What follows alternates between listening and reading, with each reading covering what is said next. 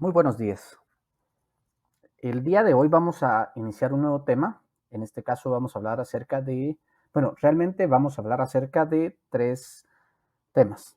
El primero es criterios de ética. Y bueno, para iniciar hablando de los criterios de ética, es importante entender a qué nos referimos con qué es ética. Y yo quiero que se lo pregunten. ¿De qué forma definirían ustedes esta palabra? Seguramente la han escuchado varias veces. En algunos temas particulares, pues probablemente se escuche mucho, ¿no? No, eso es antiético, ¿verdad? Por ejemplo, tal vez ahí es donde es más común.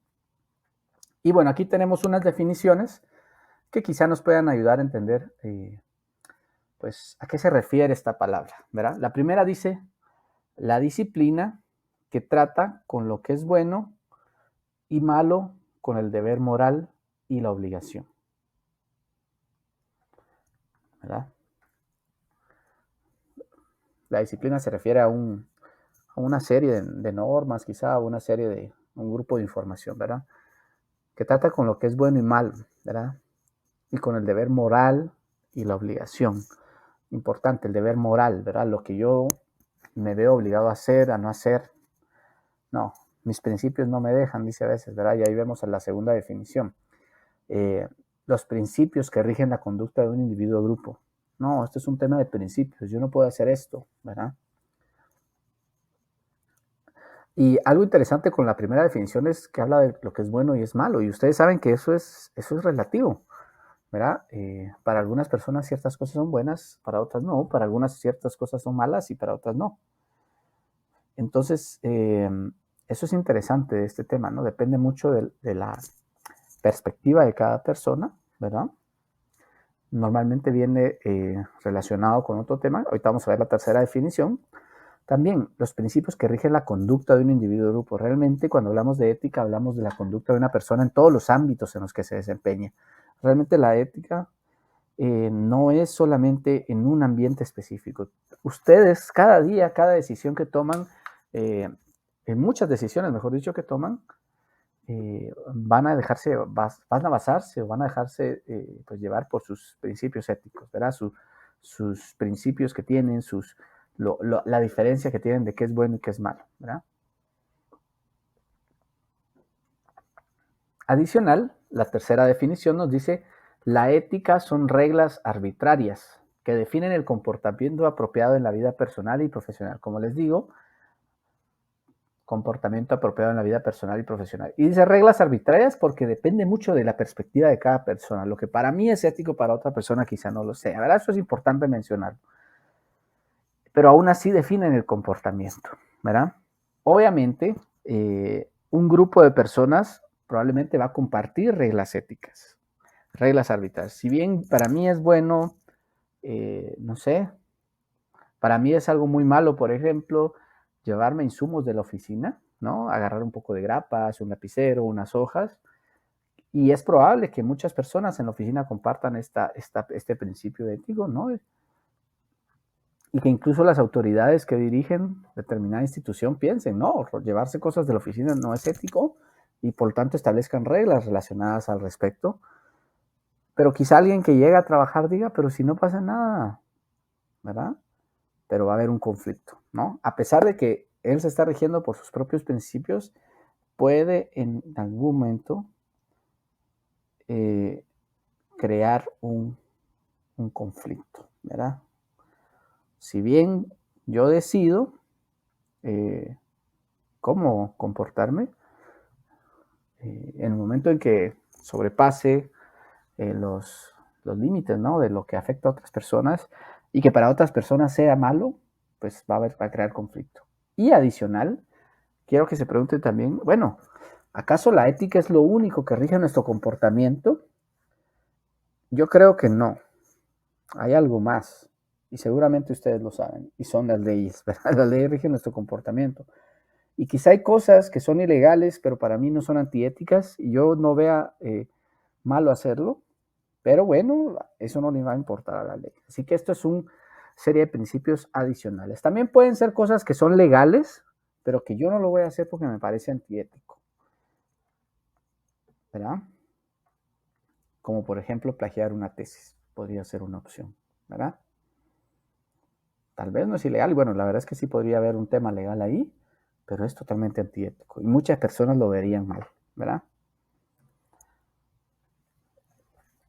Y como decían las definiciones, pues la ética va a involucrarse en todos los diferentes ámbitos en los cuales nos desarrollamos, ¿verdad? Entonces, pues en la criminalística también va a estar la ética. Y dice, la criminalística y las ciencias forenses están fundadas sobre la ética.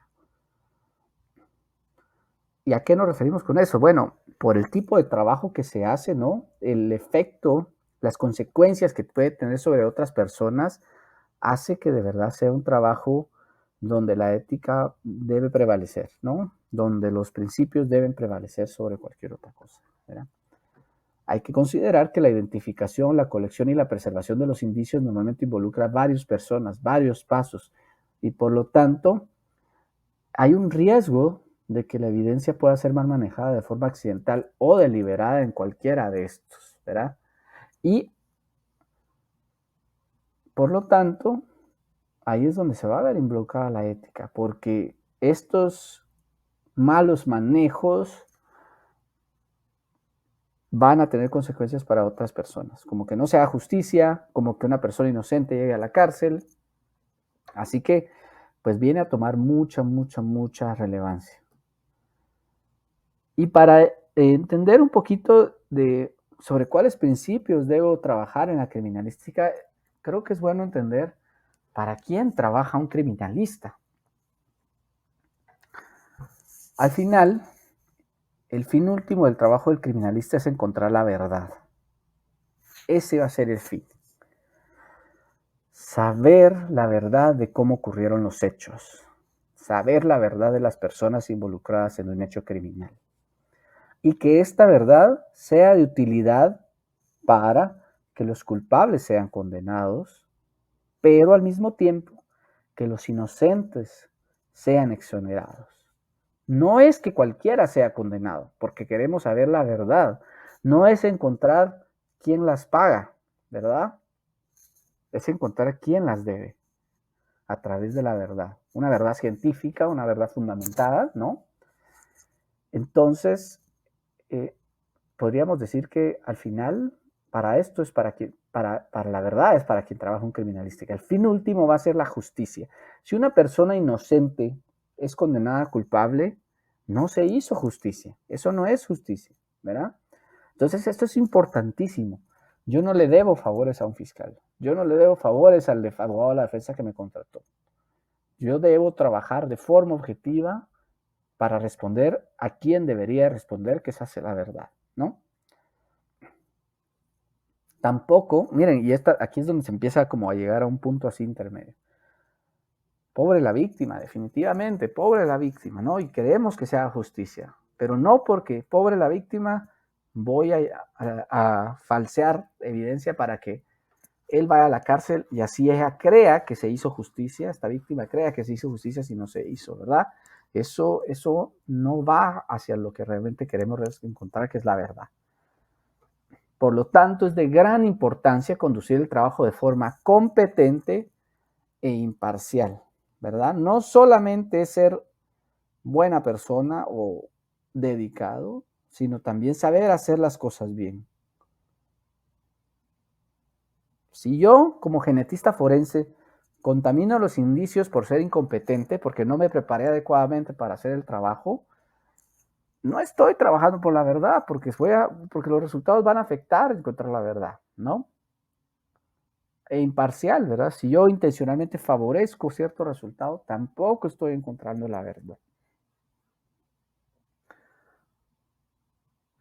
Entonces, pues va a ser una combinación de dos cosas, ¿verdad? Para poder actuar, para poder trabajar, para poder investigar, para poder estudiar los indicios de forma competente, debo de tener entrenamiento. Y la falta de entrenamiento va a dar como resultado una persona incompetente para hacer resultado.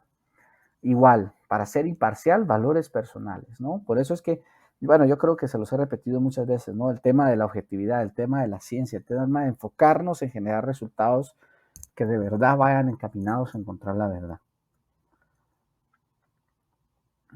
Y esto no nos va a librar de errores, definitivamente, pero nos va a tratar de dirigir hacia lo que es, ¿no? Y vean este caso, es muy, muy interesante, porque quizás es una combinación de valores personales y entrenamiento y una confusión de hacia dónde tenía que dirigir. Se hizo un estudio de casos donde, esto fue en los Estados Unidos, se hizo un estudio de casos donde hubo testimonios de peritos involucrados en la condena, pero que luego fueron condenados por análisis de ADN, ¿verdad? Son personas que en algún momento se les declaró culpables, ¿verdad? Sobre todo en años en los que no existía genética como un indicio, ¿no? Como un medio para obtener resultados analizables. Y entonces, pues las personas serán condenadas por otros indicios, que no quiero decir que no sean otras disciplinas útiles para obtener un resultado, no, definitivamente hay un montón de evidencia confiable, ¿verdad?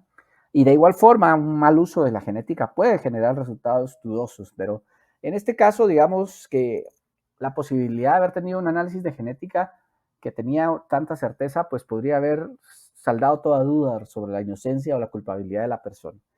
En este estudio de 137 casos, 100 fueron evaluaciones serológicas y 65 análisis de cabellos. Evaluación serológica se refiere a análisis de fluidos, como sangre, semen, etcétera, ¿verdad?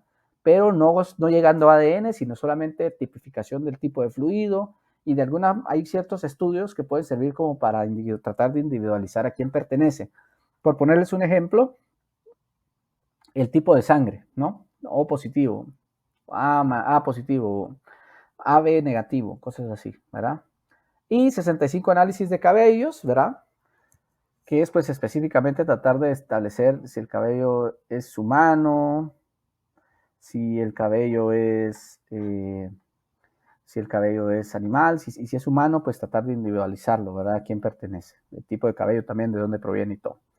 Resulta que de estos 137 casos, digamos, si ustedes suman 100 más 65, no les va a dar 137, ¿verdad? Pero lo que quiere decir es que en algunos casos tenían ambas, ¿no? Cabellos y serológicas, y otros solo uno de estos, pues, y eran 137 casos. De estos 137 casos, en 82 de estos, el 60%, luego de este estudio, ¿no? Que se hizo, se concluyó que en 82 casos incluyeron un testimonio de un perito que era inválido. El testimonio no era totalmente cierto lo que decía, ¿verdad? Tenía conclusiones con datos erróneas, conclusiones erróneas. Probablemente, y lo que básicamente significaba decir conclusiones erróneas es, este cabello pertenece a esta persona, estoy seguro que este cabello pertenece a esta persona. Una mala interpretación, ¿verdad? O totalmente no respaldadas por datos empíricos, ¿verdad? ¿A qué nos referimos con esto? Bueno, no respaldados puede decir, estoy seguro de que pertenece a esta persona cuando el cabello podría haber sido de esta persona o de cualquier otra persona.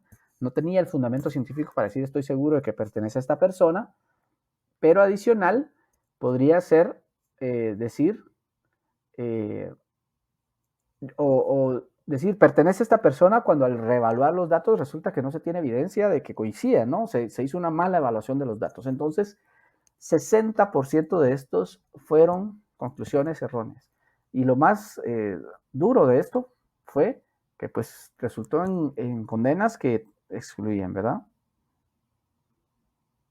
Y los malinterpretó y los dijo de forma errónea o deliberadamente decidió que a pesar de que no era suficiente evidencia, creía que era la forma adecuada de hacer justicia. O sea, ni siquiera es de mala intención, pero deliberadamente actuó de forma imparcial por las razones que fueran, ¿verdad? Al final de cuentas es una forma antiética de actuar, ¿no? Y miren, y no es que uno lo haga deliberado, pero Es como que, por ejemplo, un médico decidiera meterse a operar algo para lo que no está preparado. Eso es ser antiético. No, yo tenía todas las buenas intenciones de salvarlo, sí, pero no estaba preparado, ¿verdad? O que deliberadamente piense, no, es que lo mejor es que le vaya mal en esta operación, así se queda aquí en el hospital, ¿verdad? O sea, son decisiones que no se deben de tomar. Entonces, pues a eso nos vamos, ¿verdad? Entonces vamos a hablar ahora de la ética en diferentes ámbitos de pues del trabajo criminalístico. Vamos a hablar un poquito acerca de la ética en el manejo de la escena del crimen.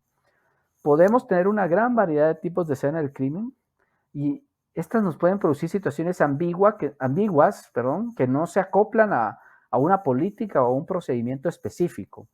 Muy, muy fácil es para mí explicarles que la escena abierta, que la escena cerrada, que hay que hacer esto, que hay que hacer lo otro, ¿no? La teoría es fácil de establecerla en escenarios bien específicos, pero ya la realidad es otra.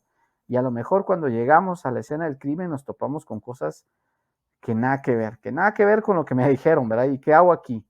¿Verdad? Entonces, tenemos que tener claridad de qué es lo más importante en la escena del crimen, para poder tratar de alguna forma responder a las necesidades de a quienes trabajamos, que sería encontrar la verdad. Nuevamente les digo, esto es lo importante. El manejo adecuado de la escena asistirá en probar la culpabilidad de la inocencia de una persona. Es importante saber eso.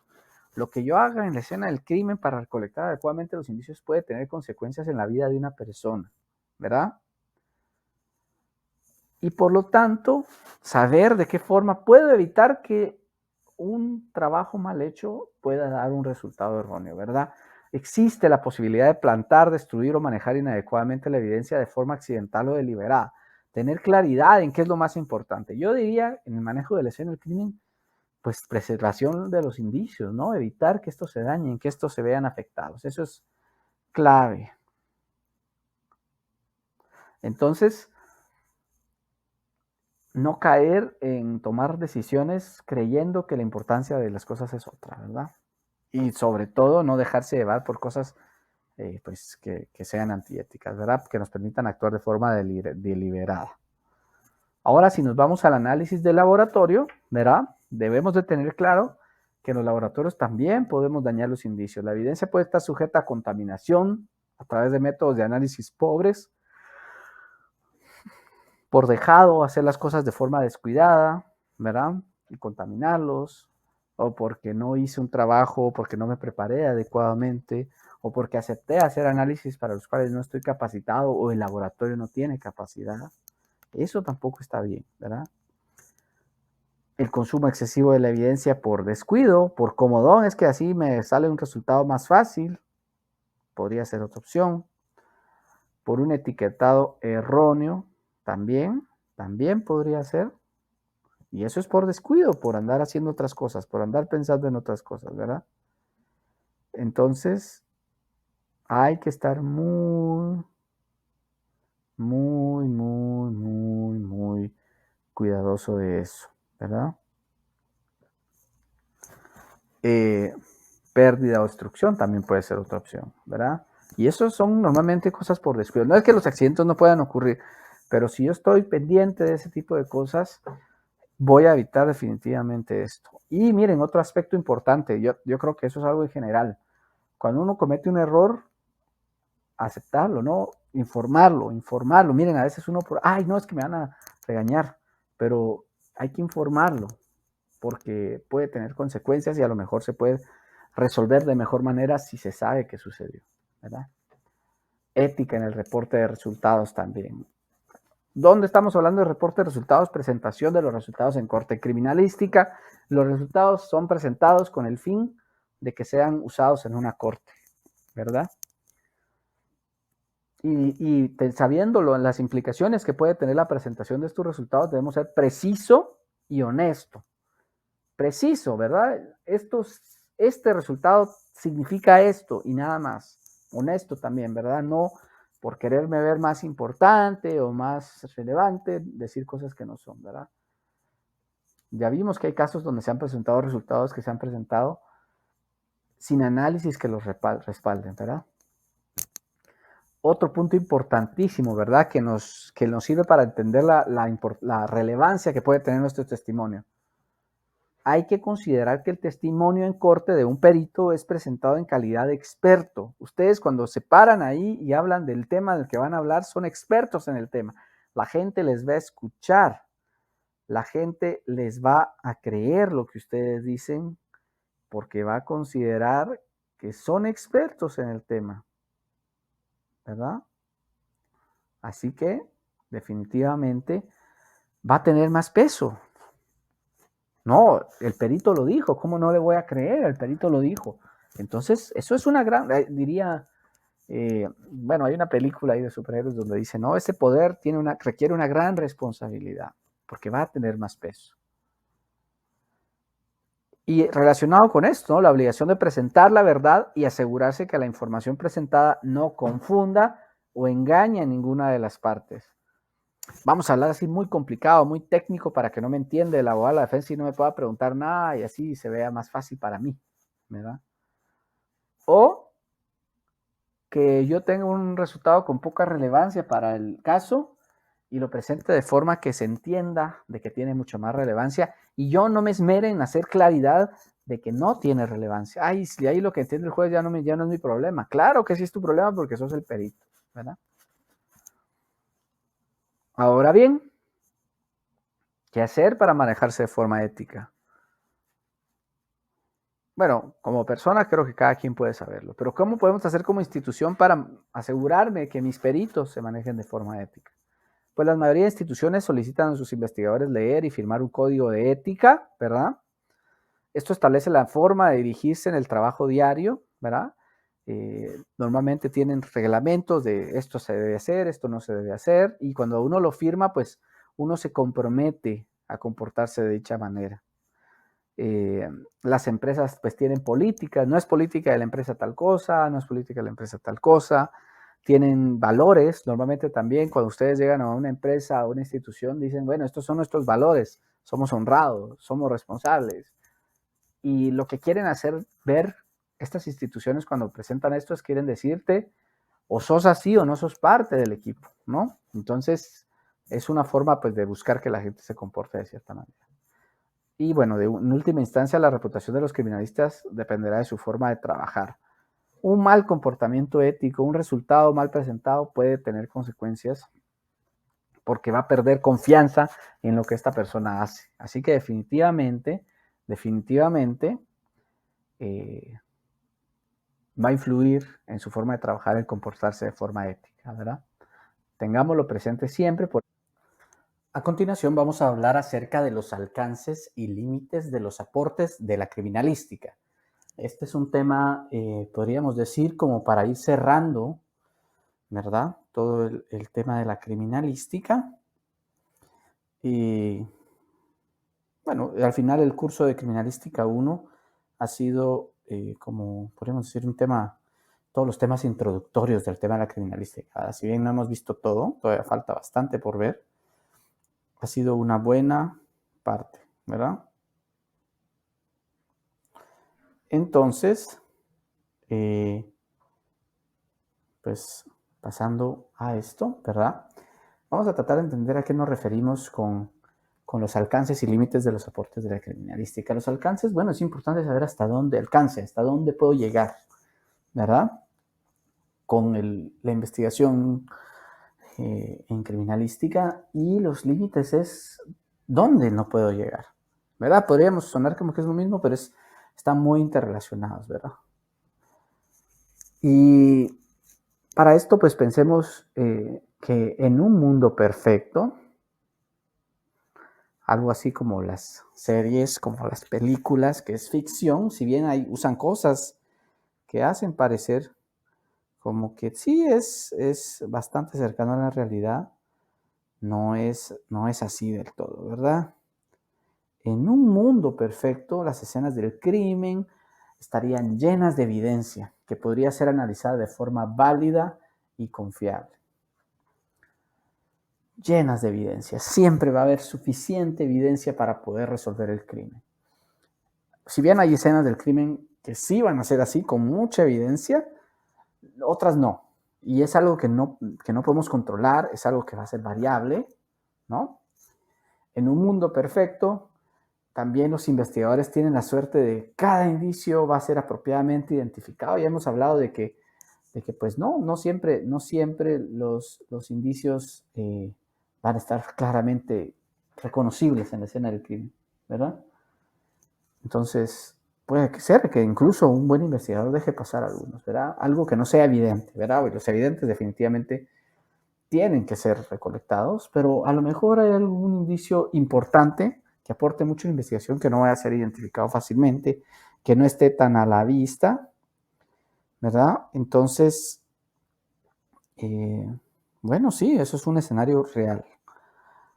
Eh, y aún así, y por lo tanto, si yo no lo identifico, no lo voy a poder colectar, no lo voy a poder presentar, no lo voy a poder analizar y tampoco lo voy a poder presentar en la corte. Y eso es, si no es identificado en la escena, que es un escenario complejo, pues no va a ser de utilidad.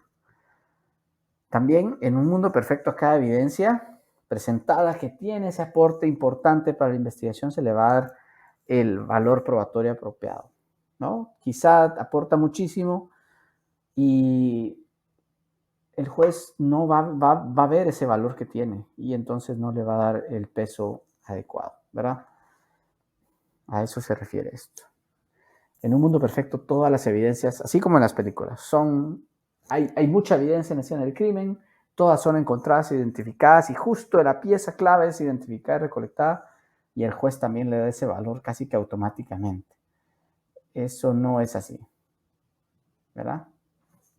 Hay variables, hay limitantes, estas obstaculizan cada paso de la investigación, desde la escena del crimen hasta la presentación del corte. Vamos a tratar de ir abordando estas distintas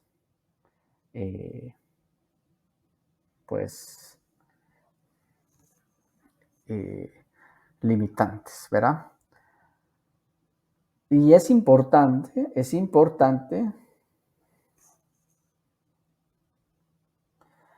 reconocer dónde están estas limitantes, cómo podemos maximizarlos, ¿verdad? Nada mejor que reconocer las limitantes para poder potencializarlas, ¿verdad? ¿Cómo puedo maximizar la eficacia de los procedimientos? De alguna forma, al conocer las limitantes, puedo buscar la forma de contrarrestar estas, maximizando otros procesos, ¿verdad? Y también, y bueno, y esto es clave para un criminalista, ¿no? Sacarle provecho a sus déficits, a sus limitantes. Quien conoce sus limitantes las puede manejar mejor, ¿verdad? Eso es en general. Y de igual forma, conocer las limitaciones de la tecnología es importante porque, pues al final, si la tecnología es una herramienta, pero no la sabemos usar adecuadamente, vamos a estar bien fregados, ¿verdad? Por eso, pues esto viene a ser un tema muy importante. Entonces, sí, la tecnología aporta, pero tiene limitantes y nada mejor que conocerla, nada mejor que tener claro hasta dónde puedo llegar. Si no, se cree que es infalible y de ahí pues nos damos un choque, ¿no? Al darnos cuenta de que no podemos resolver todo. Y entonces hablemos un poquito de las limitantes en la escena del crimen. Primero, una limitante importante es que los indicios los indicios deben ser identificados por un técnico de la escena y la habilidad de este para identificarlos va a ser clave en encontrarlos. Si él no es capaz de individualizarlos, no van a ser analizados. No todos son expertos, no todos tienen la intuición, ¿verdad? Y eso es un proceso que toma tiempo y no se puede esperar tampoco hasta que los expertos ya sean los más expertos para mandarlos a trabajar, ¿verdad? Y eso es una limitante que en un ámbito tan complejo como el manejo de la escena, como el procesamiento, como la búsqueda de indicios, va a influir, ¿verdad? Obviamente se puede preparar a la persona y yo creo que eso es clave, ¿no? Conociendo que la importancia que tiene esto, pues es importante saber que mientras mejor prepare yo a un técnico de escena, mejor me va a ir, ¿verdad? A veces también es difícil detectar el potencial de ciertos indicios. Entonces, aún alguien muy experimentado puede que no reconozca algunos indicios muy valiosos que no siempre son evidentes, ¿verdad? Y esto es clave. La escena es normalmente un lugar en el cual un técnico de la escena no ha estado antes, ¿no? Ay, sí, hablamos de que sí, que debe de conocerle cómo manejar la escena, que aquí, que allá. Pero, pues, eso es un escenario nuevo para el investigador al momento de llegar. Y quizá algunas sean sencillas, pero otras no, y va a tener que lidiar con esto nuevo, ¿verdad? Y tiene tiempo limitado para resolverlo. Entonces, esto es una limitante fuerte. ¿Qué podemos hacer al respecto? Les dejo esta pregunta. ¿Qué podemos hacer al respecto? ¿Cómo podríamos entonces, conociendo esas limitantes, potencializar el manejo de la escena? Capacitación constante, entrenamiento constante, entrenamiento planteando escenarios complejos, todo ese tipo de cosas. Uno puede prepararse de mejor manera, ¿verdad?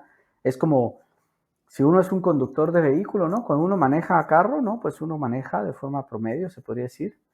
Pero puede ser que un conductor de Fórmula 1 de carreras se tenga que preparar de forma distinta porque su reacción debe ser distinta, se va a exponer a dificultades distintas a la de un conductor promedio, ¿verdad? Es lo mismo, ¿no? Planteémonos escenarios más complejos para así poder resolverlos de mejor forma. Limitantes en el almacenaje y procesamiento de los indicios. No es como que los laboratorios tengan recursos ilimitados para procesar indicios. Haber dificultad para almacenar indicios, ¿verdad? Y también para almacenarlos, ¿no? Cada indicio ocupa un espacio y miren, créanme que se los digo por experiencia, el espacio se va a ver reducido y en algún momento va a ser un problema dónde guardo indicios, porque requiero ciertas condiciones, ¿no? Entonces no puedo ponerlos en cualquier lugar. Y esto va a depender mucho de fondos, espacio, condiciones ambientales controladas, ¿verdad? Cada una de estas cosas requiere recursos. Normalmente la cantidad de indicios recibidos va a sobrepasar la capacidad de almacenaje de las facilidades. Esto es algo común. Y entonces debo de pues estar consciente de esto, ¿no? Y tratar de alguna forma buscar cómo optimizar el espacio, ¿verdad? ¿Cómo se puede hacer esto? Pues es difícil, ¿no? Buscar lugares adicionales, almacenar mejor, mantener en orden. Y también, por ejemplo, considerar que hay indicios que requieren condiciones de almacenaje que preserven el valor probativo de los mismos. Por ejemplo, refrigeración, congelamiento. Esto ocupa espacio, ocupa energía, se necesita equipo especializado. Aunque no suene tan complejo una refrigeradora, un congelador, pero tampoco es tan fácil conseguirlos, ¿verdad? Costos, espacio, electricidad, todo eso, ¿no? También el almacenaje requiere la adecuada clasificación, rastreo y etiquetamiento de indicios. Para mantener un almacén de evidencia ordenado, constantemente tengo que estar guardando los indicios adecuadamente, haciendo inventarios, haciendo una revisión. Eso también requiere tiempo. También puede a veces volverse complejo el manejo de cadena de custodia interna, la trazabilidad, ¿verdad?, de los indicios. Porque a veces hay indicios que se reciben, ¿no? Se toman para el análisis y cuando se devuelve una porción del indicio porque una parte se consumió. Esto es a veces complejo de registrar, ¿verdad? Y de entender por otros. ¿Cómo así que ya no viene el indicio tal y como se colectó en la escena del crimen? Porque eso es lo que termina resultando, ¿no? Yo en la escena del crimen colecté 4 hisopos y ahora tengo 3. ¿Cómo así? ¿Qué pasó aquí? ¿Verdad? Y por último, el destino de la evidencia luego de cerrado el caso. Yo creo que lo mencionamos en una clase en algún momento de qué pasa con los indicios cuando se termina de analizar el caso. Se descartan, se almacenan, ocupan espacio, van a ser muchos casos. Si los almaceno, ¿dónde los almaceno? No es almacenar por almacenar, tengo que almacenar en condiciones pues, que los preserven, sino para qué los estoy guardando, ¿verdad? En la mayoría de casos no puede ser descartada, en algunos en particular sí, por ejemplo, las sustancias controladas, pues sí, van a ser descartadas, pero en algunos casos no va a ser así, ¿verdad? Entonces también tengo que tener eso en cuenta. Tenemos a las limitantes en el laboratorio. Casi siempre en los laboratorios hay una cola de trabajo, ¿no? Es decir, llegan más indicios de lo que el laboratorio puede sacar y entonces siempre va a tener pendientes, indicios pendientes de procesar. Por esta razón, a veces se asignan diferentes prioridades para el análisis de casos, ¿verdad? Para procesar los indicios. Y estas prioridades normalmente van relacionadas a indicios de crímenes violentos, son procesados primero, por ejemplo. Y pues, el problema es si yo empiezo a procesar unos indicios primero, lo que significa es que voy a dejar de procesar otros indicios y el atraso va a hacerse mayor. Pero sucede. Tengo que darle prioridad a algunos, pero la prioridad que le doy a algunos la pierdo con otros, ¿verdad? Y bueno, ¿cómo resolvemos este? Contratemos más gente. Eso podría ser fácil, pero el tema es que en puestos tan especializados como gente de laboratorio criminalístico, contratar a un nuevo analista es una inversión alta, no es solo de lo contrato y al día siguiente puede empezar a trabajar o a la semana siguiente, a veces toma meses entrenarlo, capacitarlo para que pueda ser perito y pueda pues agilizar el proceso. Es bastante complicado. Y entonces no es solo de, ay, sí, y venga para acá, ¿verdad? Al día siguiente ya lo tengo analizando. Toma bastante tiempo. Entonces, tampoco se resuelve tan fácil. Se contrata personal y la gente puede venir y decir, bueno, ya te contraté a alguien, mañana quiero el doble de resultados. No, va a tomar algunos meses probablemente. Y otra limitante puede ser las diferencias entre el avance de la tecnología y el presupuesto de los laboratorios. Normalmente surgen equipos nuevos, surge tecnología nueva y pues se crea expectativa de, bueno, ¿cuándo vamos a analizar con esto? Ya quisiera yo, pero los equipos son caros, equipos nuevos, caros. Cuando hablo de caros, hablo de muy caros, millones de quetzales en equipo. Y tecnología que también no solo es comprar el equipo, sino los químicos, las sustancias, los consumibles, todo el material utilizado con este nuevo equipo también es más caro.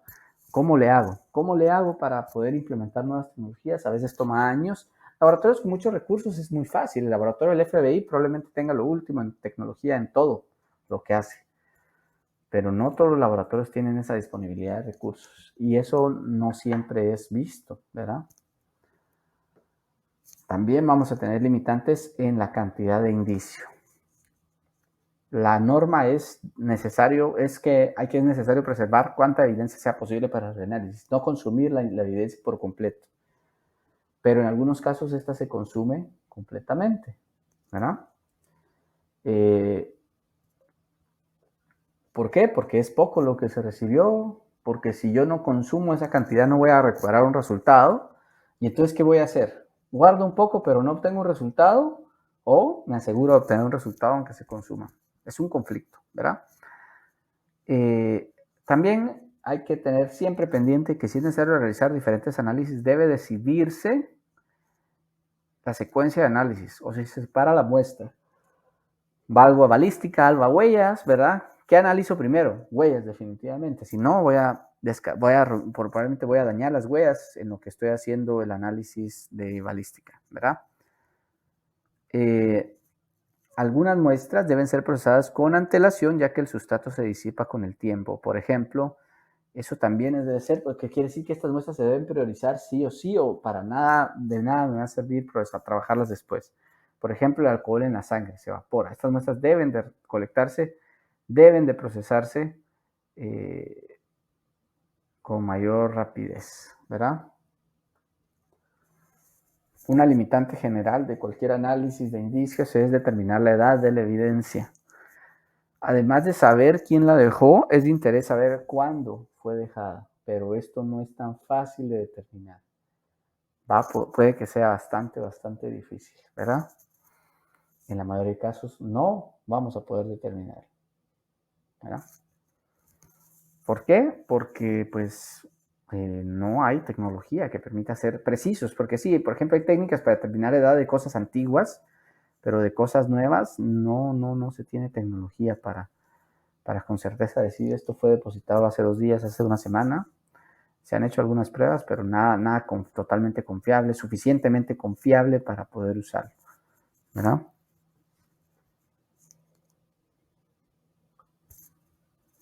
Este es un punto muy importante, el peso que pueda tener la evidencia. Se ha demostrado, ¿no? Se ha visto que es más probable que se dé una condena errónea cuando se tienen pocas evidencias, y no porque haya poca evidencia y entonces no se tenga nada con qué resolver el caso, sino que por el contrario, cuando hay poca evidencia, cualquier forma de testimonio científico se le va a dar mucho más peso que el que realmente puede garantizar de forma científica. Hay una pequeña porción de evidencia que es relativamente favorable, ¿no?, para dar una condena, y el juez puede que vaya a cometer un sesgo, ¿no?, de creer que esto es suficiente para decir con certeza que es culpable cuando tal vez no lo es, ¿verdad? Un cabello, una sola huella parcial, y le va a dar todo el peso porque no hay nada más. Cuando hay abundancia de evidencia, pues como que este peso se divide en todos los indicios, y a pesar de que tal vez sí hay indicios más, con más valor probatorio, no se les da tanto, mientras que cuando solo hay uno, se le da muchísimo valor, ¿verdad? La admisibilidad, la fuerza y la validez de la evidencia científica deben considerarse siempre en un contexto más amplio del caso, ¿verdad? Mucho más amplio del caso. No solamente, ay, sí, porque tengo una evidencia científica, darle todo el peso que es, ¿no? Ser muy objetivos en ese sentido. Y hay que tenerlo presente para evitar cometer el error, ¿verdad? Muy bien. Y algunos limitantes, ¿no? Quizá no abarcamos todos, pero yo creo que es dejar un poquito el tema para evaluar, para pensar cómo podemos mejorar, ¿verdad? Adicional, vamos a hablar hoy acerca de los aportes del testimonio, su fortalecimiento o desvanecimiento con la prueba científica, un poco de relación entre los testimonios, los testigos, lo que pueda decir la víctima y la prueba científica aportada por la criminalística.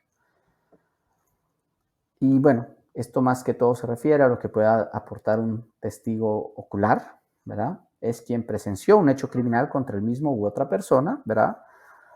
Y por lo tanto, pues puede proveer información para entender cómo se dieron los hechos. El tema es que a veces por el mismo, pues, hecho, ¿no? Porque esta persona lo presenció, quizá vaya a generar mucha expectativa e incluso muchas veces se le va a pedir que identifique al sospechoso, ¿verdad? Y sí, a lo mejor sí, tiene información que puede aportar para identificarlo, pero tal vez no es suficiente, tal vez no es confiable. Hay que evaluar esto, ¿verdad? ¿Por qué? Porque se va a apoyar en su memoria sobre los hechos ocurridos, solamente su memoria. Y resulta que, pues ya vamos a mostrarlo más adelante, que la memoria no es totalmente confiable. Ya vamos a mencionarlo, pero una ventaja o algo que tendríamos que tener en cuenta es que el testimonio quizá va a ser creíble solamente si la versión de los hechos es consistente, comprensible y cohesiva, ¿verdad? Si todo tiene sentido. Habría que tomar en cuenta esto, ¿verdad? ¿Qué tan coherente es esta versión? ¿Qué tanta enlace hay entre los diferentes hechos descritos? ¿Verdad? ¿Qué ventajas tiene un testigo ocular? Pues es tener ojos en la escena, ¿no? Ojos en las personas.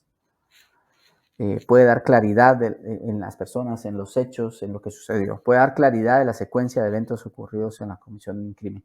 Quizá no con tanto detalle, pero puede dar una idea. Ah, ok, esto pasó primero, esto pasó después. Más o menos así es como se dieron los hechos. Esto puede ser utilizado en corte, ¿no? Tiene validez hasta cierto punto, ¿verdad? Y el otro punto es que si es tomado justo después de que se cometió el crimen, este puede ser confiable, ¿verdad? Hay formas de tratar de generar evidencia confiable a través del testimonio. ¿Qué desventajas tiene un testigo ocular? Bueno, hay unos estudios que demuestran que es posible introducir hechos falsos por otra persona que el relato de un testigo. En el relato, perdón, de un testigo. ¿Qué quiere decir esto? Como lo mencioné anteriormente, el testimonio está basado en la memoria y resulta que podemos falsear los recuerdos. Podemos introducir recuerdos falsos en el testimonio de una persona. La persona puede verse sesgada por cosas que escuche, por cosas que mire. Por ejemplo, si escucha noticias, cosas así, va a introducir parte de lo que oiga en los recuerdos que aparentemente tiene del testimonio. Hay experimentos que han hecho sobre esto y sí es evidente que esto sucede así. ¿Por qué? Pues los testimonios se basan solamente en la memoria, uno, y en la atención de la persona. La memoria se sabe que no es totalmente confiable. Ese es un punto. Pueden introducirse testimonios falsos. Y el otro punto es la atención. A ver, no es como que siempre que sucede un hecho, el testigo, en el momento en que sucede, dice, aquí tengo que poner atención porque puedo ser un testigo de este crimen. Imagínense ustedes están en una escena y de repente empiezan a haber balazos. Su reacción no va a ser, voy a levantarme a ver qué sucede para guardar toda la evidencia posible para poder aportar. Lo más seguro es que la persona se tire al suelo, se asuste y en todo eso su percepción no va a ser la misma, su atención va a estar enfocada en otras cosas, ¿verdad? Entonces, al momento de contarlo, pues no solo no recuerda bien y eso pues deja vacíos que puede pues hacer que el testimonio no sea adecuado. La memoria es vulnerable al sesgo. Por ejemplo, si yo tengo prejuicios de que los criminales son personas de población afroamericana, si yo no puse atención y no tengo claro el recuerdo de la identificación, ¿no? de las características físicas de la persona y yo creo eso, lo más seguro es que utilice esos prejuicios para dentro de mi recuerdo, ¿no? Ah, era una persona afroamericana. Lo vio, más o menos. Y entonces, porque bueno, yo creo que los delincuentes siempre son afroamericanos y voy a meter esto dentro de mi testimonio, ¿verdad? Y también la forma en que es contada puede alterar la forma en que se recuerda. Si ustedes empiezan a contar una historia, hay uno que dice, es que este lo contó, que si uno cuenta algo tantas veces, eventualmente se lo cree. Y es más o menos así, o sea, eventualmente empieza a introducir como medio recuerdos falsos en su memoria y hace parecer que precisamente hay